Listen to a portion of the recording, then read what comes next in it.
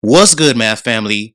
In today's review, we're going to break down how students can use transformations and value tables to successfully graph radical functions. When we're graphing radical functions, family, we have to be familiar with the parent function, which is y is equal to the square root of x. And the key points we want to be familiar with are 0, 0, 1, 1, 4, 2, and 9, 3. And the reason why is because each of these x values are perfect squares and the y value is just its square root. So when we plot these points, this is what this graph should look like.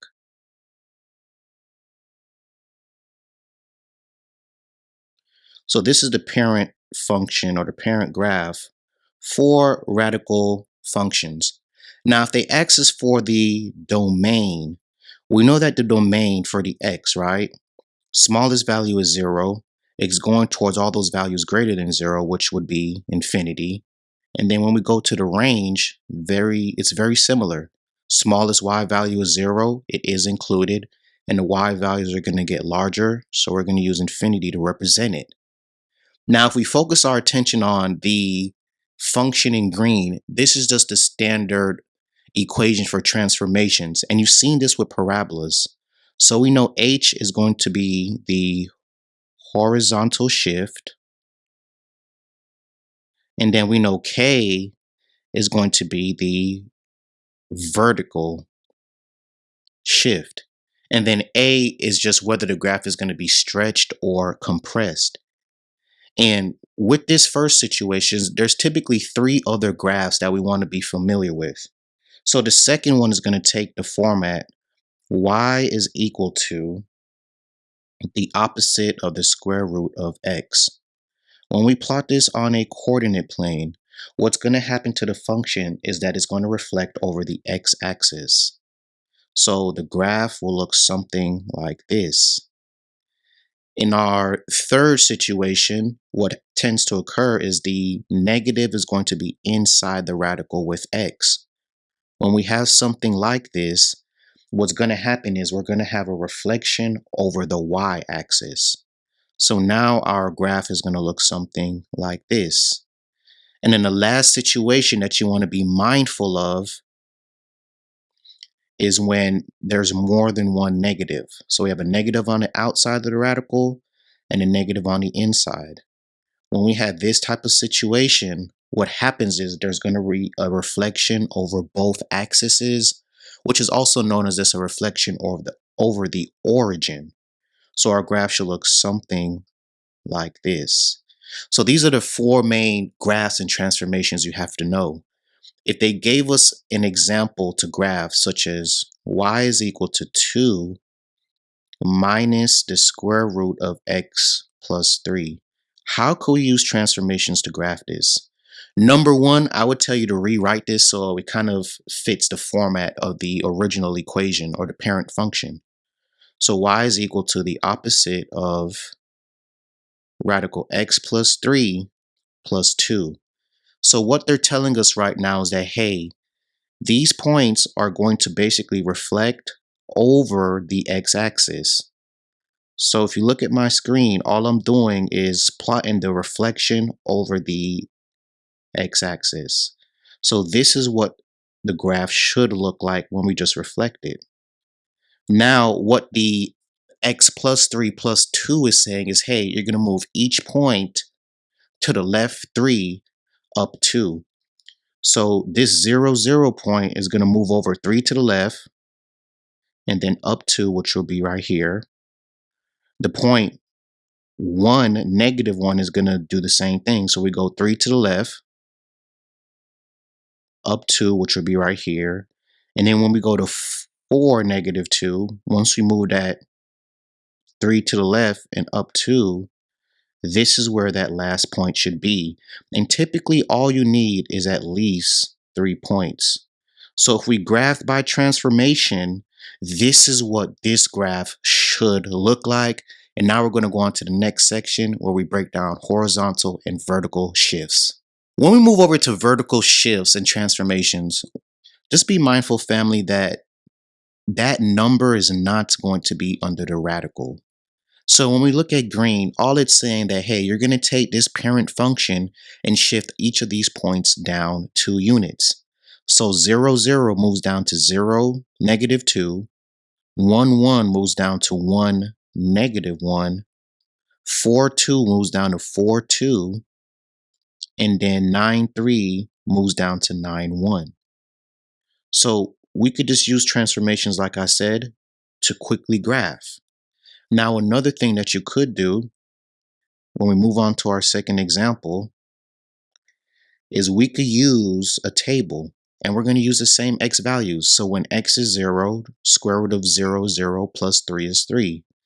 So this one, we start off at 0, 3. If we look at the transformation, it's just saying, hey, move each point up 3 units. If we go to when x is 1, the square root of 1 is just 1. 1 plus 3 gives us 4. So that second point would be at 1, 4. When we go to x is equal to 4, the square root of 4 is just 2. 2 plus 3 is going to give us a 5. So we move from 4, 2 to 4, 5. And then we go over to the last part, or the last x.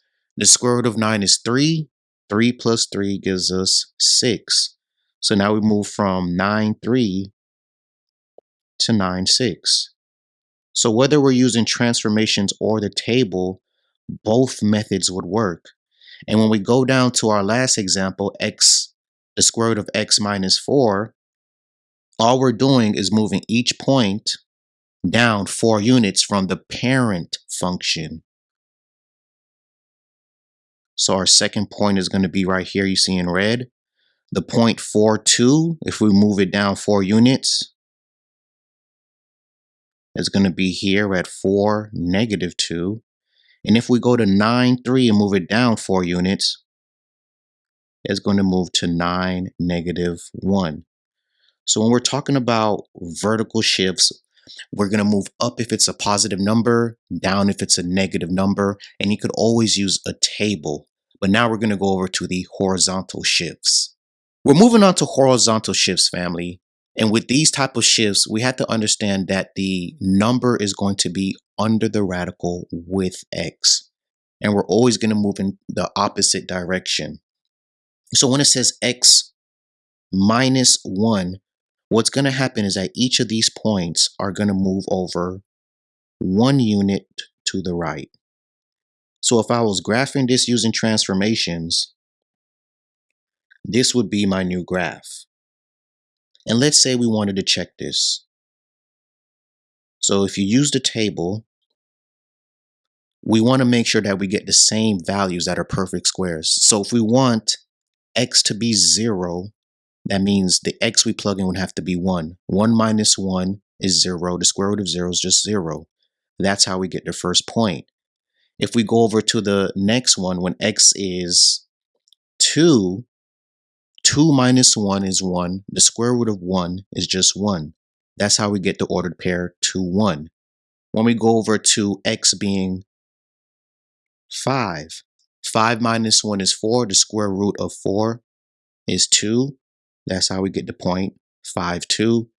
And then when we go over to the last point, when x is 10, 10 minus 1 is 9. Square root of 9 is 3. And just remember that these are ordered pairs. The x, y values that you see are ordered pairs. So if we go to the next example, it says x plus 4.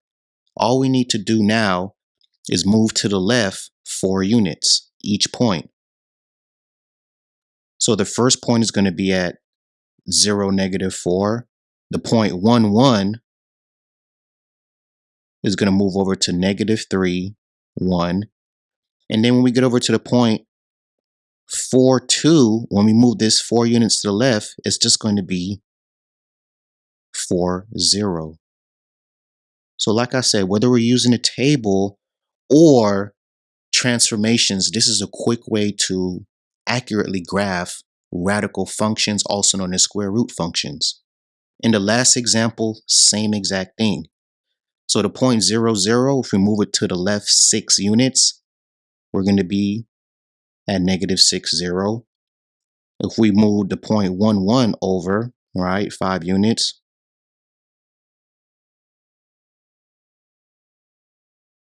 going to be right here. And then if we go to 4, 2, that last point is going to be over here at negative 2, 2. And this will be kind of the last graph that you've seen. And this is just a rough sketch. But once you get exact points for those four, it's going to be very accurate. And now we'll go on to the last section where we're going to do a mixture of both horizontal and vertical shifts along with negatives inside or outside of the square root function. We're focusing on combining vertical and horizontal shifts together. And this is what you're most likely going to see. So in red, it wants us to move this function or shift it to the left 3 units down 1. So the point 0, 0 is going to move to negative 3, negative 1. The point 1, 1, when we move it 3 to the left and down 1, is going to move over to negative 2, 0. 4, 2, when we do the same thing, is going to move down to 1, 1. And then our last point of 9, 3, when we move it to the left 3 and down 1, we're now going to be at 6, 2. So based on this transformation, this is what my graph should look like. Now in the second example, we're going to use a table. And one thing I want to tell you guys to be aware of is the values that you're going to plug in. You want it to be values that are going to result in a perfect square. So for the first one, if we want a x value that's going to be a perfect square, we're going to start off with 2. 2 minus 2 is 0. Square root of 0 is just 0. When we add 3, first point is at 2 positive 3. So that's going to be right here. Then when we go back and we say, okay, I want to have an x value of 1. So that means x is 3. 3 minus 2 is 1. That's a perfect square. Square root is just 1. 1 plus 3 gives me 4. So the next ordered pair I want to plot is at 3, 4. Then if we want an x value of 4, that means that x now has to be 6. 6 minus 2 is 4. The square root of 4 is 2. 2 plus 3 gives me a 5. So my next point is going to be at 6, 5. And then for the last example, if you want an x value of 9, that means that the x is going to be 11. 11 minus 2 is 9. The square root of 9 is 3. 3 plus 3 gives me a 6. So let's just say we plot that right about here. And then if we connect these dots, this is what the transformation is going to look like.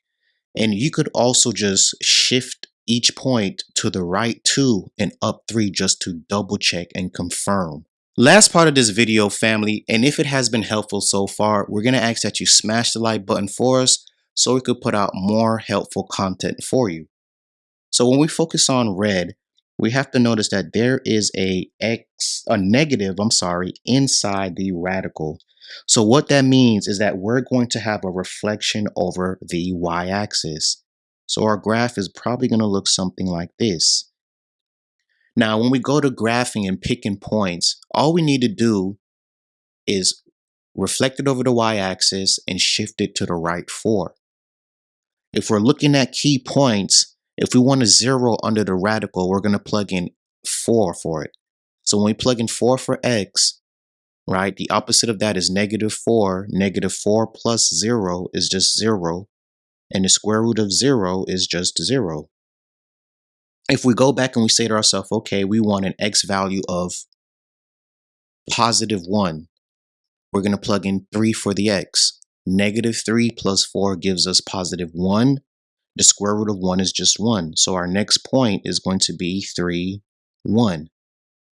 Now, if when we want a value of 4, we're going to plug in 0 for x. 0 plus 4 is going to be 4. When we take the square root of that, it's going to be 2. So when x is 0, we know y is going to be 2. Then let's say if we wanted to get one more point, what we could do is plug in a -5. The opposite of -5 is +5, right? So when we add 5 plus 4, that's going to give us 9. The square root of 9 is just 3. So the last point here is going to be -5, +3. So when we go through and we connect these points, this is what our graph is going to look like. However, when we go over to green, or the function in green, I'm going to tell you guys, if you have an A, those regular transformation rules will not work. So it's best to use a table in this example. And just remember, we're trying to get x's that will give us perfect squares under the radical. So when we look at the first one, if we want to have 0, we're going to plug in x is 3. So when x is 3 and we subtract 3 from it, we get 0 under the radical. When we multiply by 1/2, it's still 0. And then when we add 1, we're going to get a +1. So the first ordered pair is going to be at 3, 1. And if we look at that negative, right, the negative is on the outside of the radical. So that means we're going to have a reflection over the x-axis. So our graph is probably going to look something like this in green. Now the next x value, we're trying to get 1. So if we plug in 4 for x, 4 minus 3 is 1. When we multiply 1 by -1/2, we're going to get -1/2. And if we add 1 to that -1/2, we're going to get a +1/2. So the next point is going to be at 4 and then halfway through the middle, which is right here. Now the next value that we want, or perfect square, after 1 is going to be 4. So we're going to plug in 7 for x. 7 minus 3 is going to give us 4. The square root of 4 is 2. When we multiply that 2 by -1/2, we're going to get -1. -1 plus 1 is going to be 0. So my next point is going to be at 7, 0. And then if we get one more point, which we would want to be 9, right? That's the next perfect square after 4. X would have to be 12. So 12 minus 3 is going to give us a 9. The square root of 9 is just 3. When we multiply 3 by -1/2, we're going to get -1.5. And then when we add 1 to that, we're going to get a -0.5.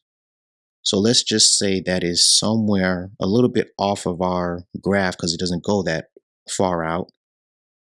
And this is what the function is going to look like. So when you're graphing radical equations, family, please remember those 4 different scenarios: the parent graph, when we reflect over the x-axis or the y-axis, or even the origin. And remember that there's 2 ways to do this, whether it's by transformation rules or using table values and plugging in to get specific points. Really hope that this review on graphing radical functions was helpful for you, math family. If it was, smash the like button for us, subscribe to the channel, and leave comments down below if you had questions on this video, or if there's videos you'd like to see on our channel in the future. Thank you guys so much for continuing to watch and support Algebra 1 with Mr. Peters.